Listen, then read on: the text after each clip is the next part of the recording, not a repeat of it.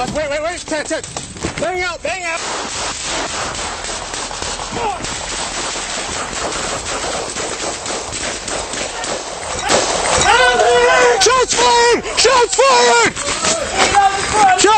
Shots fired!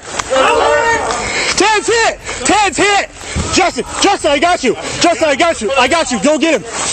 Welcome to 911 Cam, home of the wildest police chase dashcam footage. Case 1. On the morning of June 12, 2024, deputies with the Ogallala County Sheriff's Office were dispatched to a distress call from a concerned mother.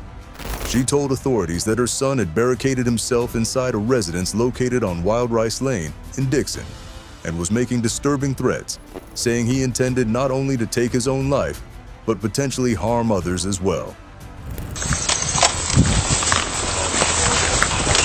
He just hit. Hold on. Haven't heard a bang yet. As the situation escalated, trained hostage negotiators arrived on the scene and immediately began efforts to de-escalate. Beginning at approximately 10:40 a.m., they placed over 50 phone calls to the suspect inside the home. But despite repeated attempts, none of the calls were answered. For nearly an hour and a half, there was complete silence from inside. Fire extinguisher.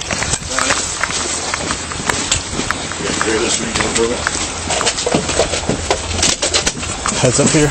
With no progress being made and the threat level remaining high, the decision was made to deploy a SWAT team. Around noon, officers attempted to establish direct contact and move to enter the home. But the moment they crossed the threshold, the situation exploded into violence. As soon as deputies entered the house, gunfire erupted from inside. The suspect opened fire on the officers in a sudden and brutal ambush. In the chaos, 3 deputies were shot, and the suspect himself was hit as well. What's up, hit? Stepping up.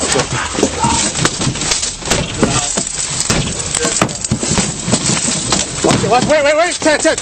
Bang out.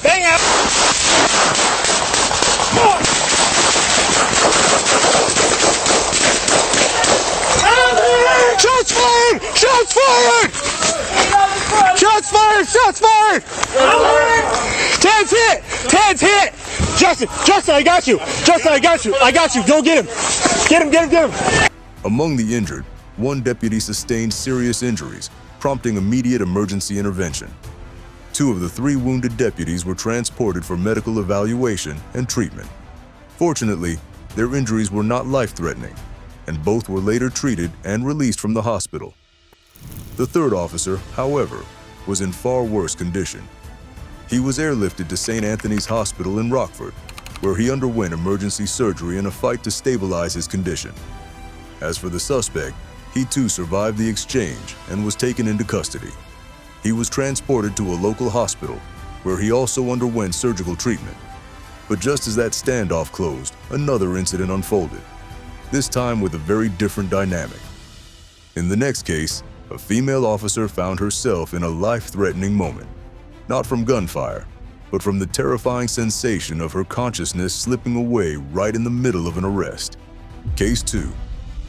On the afternoon of Sunday, November 18, 2018, just shortly after 3 p.m., a disturbance unfolded at a Dollar Tree store located on Chef Montour Highway. The store's manager observed a customer, later identified as Ashanti Jackson, allegedly engaging in shoplifting.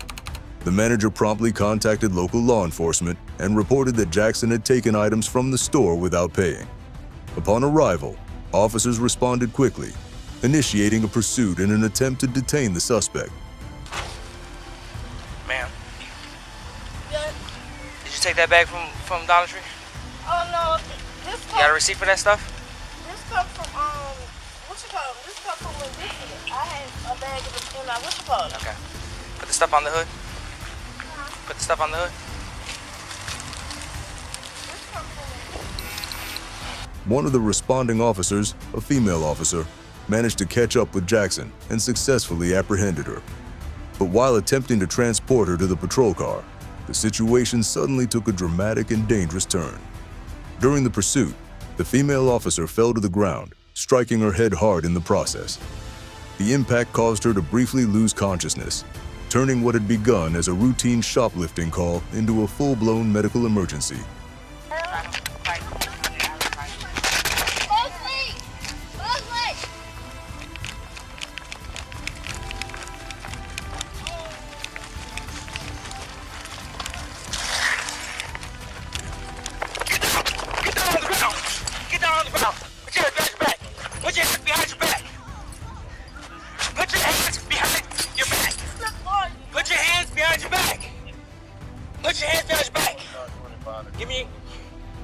Despite the chaos, Jackson was eventually arrested, but she did not go quietly. Even after being restrained, she continued to resist, kicking at officers as they tried to place her in the back seat of the patrol car. The injured officer was immediately taken to a nearby hospital for evaluation and treatment. Meanwhile, Ashanti Jackson was formally charged with multiple offenses, including shoplifting, resisting an officer, and injuring an officer during an escape attempt. She was issued a $10,000 bond and remained in custody due to a probation hold, awaiting further legal proceedings. Case 3. At first glance, it might seem like this is just another routine traffic stop.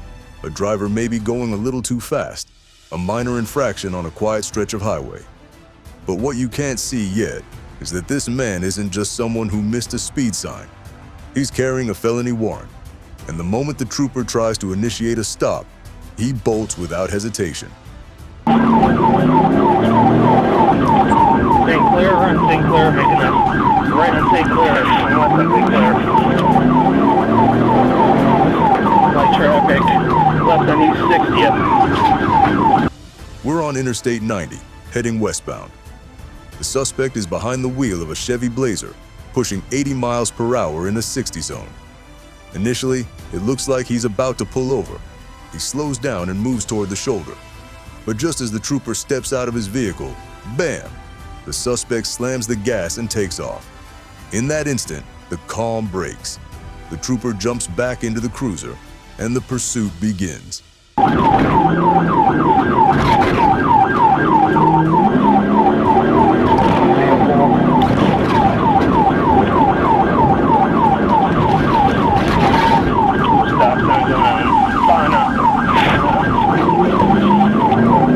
What follows is a high-speed cat-and-mouse game, a classic attempt by a suspect to evade capture. He veers off onto East 55th Street, weaving past other vehicles at breakneck speed. He dives recklessly into narrow city streets, making hard, dangerous turns, putting not just himself at risk, but 2 female passengers riding in the Blazer with him. Back to East 50th, or correction, East 55th. Right on East 55th. On 3-wheel there.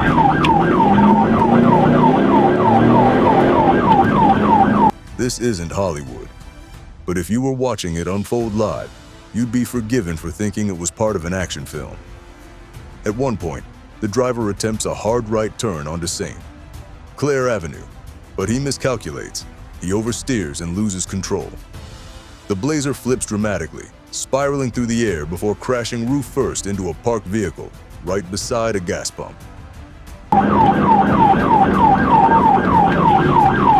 And overturn.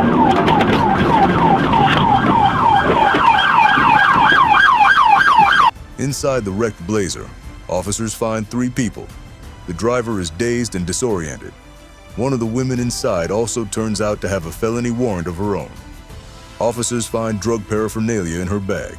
The second female passenger escapes with no physical injuries at all. But freedom? That's another story. All the occupants underneath, they're still in the car. Okay, hold on. Please help me. I'm not clear now. Oh, please. Help me. Wait. Please don't hurt me. Hey, calm down. Oh, you guys running? I don't know. I was just in the car. You're giving me a ride. Please. Almost immediately, Cleveland police and highway patrol units swarm the scene. They secure the gas station, surround the vehicle, and begin carefully extracting the passengers from the wreckage. No explosions, no innocent bystanders hurt. Just a narrow escape from what could have been tragedy. All the occupants underneath, they're still in the car. Okay, hold on. Please help me.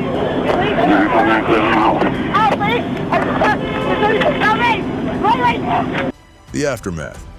The driver now faces charges for OVY, operating a vehicle while intoxicated, and fleeing from police. The female passenger with the warrant is also taken into custody. As for the second woman, she might have escaped charges this time, but the entire 5-minute chase destroyed any illusion of control. In the eyes of the law, no one walked away clean. So next time someone thinks they can outrun a traffic stop, remember the Chevy Blazer. 5 minutes of reckless fleeing, 5 seconds of violent flipping, and now, a felony record to match the wreck. Case 4. At first glance, everything seems calm and pretty normal even. A man sits quietly on a bicycle, parked in the lot of an apartment complex. 2 detectives approach on foot, and it looks like they're just there to talk. A casual encounter in broad daylight. No sirens, no shouting, nothing out of place. How you doing? Good, ma'am. Good. You have any ID on you? Yes, ma'am. All right. You have any ID? Just tell me your name. Matthew Fowler, ma'am. Keep your hands in your pocket. What's your name? Matthew Fowler, ma'am. Fowler. Fowler. M-A-T-T-H-E-W. Just right Fowler. here, ma'am. It's all right. I don't need you. Yeah, you're good. I don't need you to grab for anything. But what no one knows yet, except maybe the officers, is that this isn't just any man. And what's about to unfold is far from routine. As the officers reach in to place him in handcuffs, the situation explodes in an instant. The man twists free, rips away from their grip, and sprints behind a nearby car. In that split second, everything changes. Excuse me there, man. What's going on? How are you? Good. Just put your hands on your head for me. I gotta put my Put your hands on your head. Hold on. All right, man. Let me get off my head.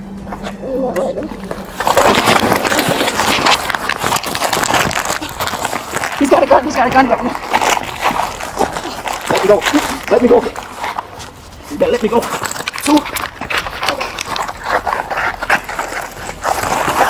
Let go.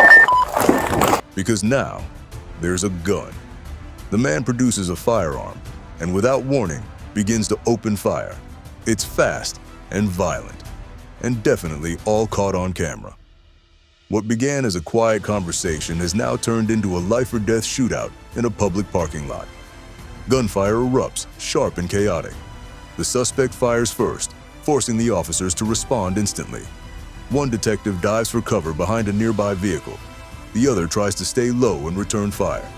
Bullets scream past their heads, missing by mere inches. It's not a drill, not a training exercise. This is raw, unfiltered real life, and it's all unfolding in real time. Let go.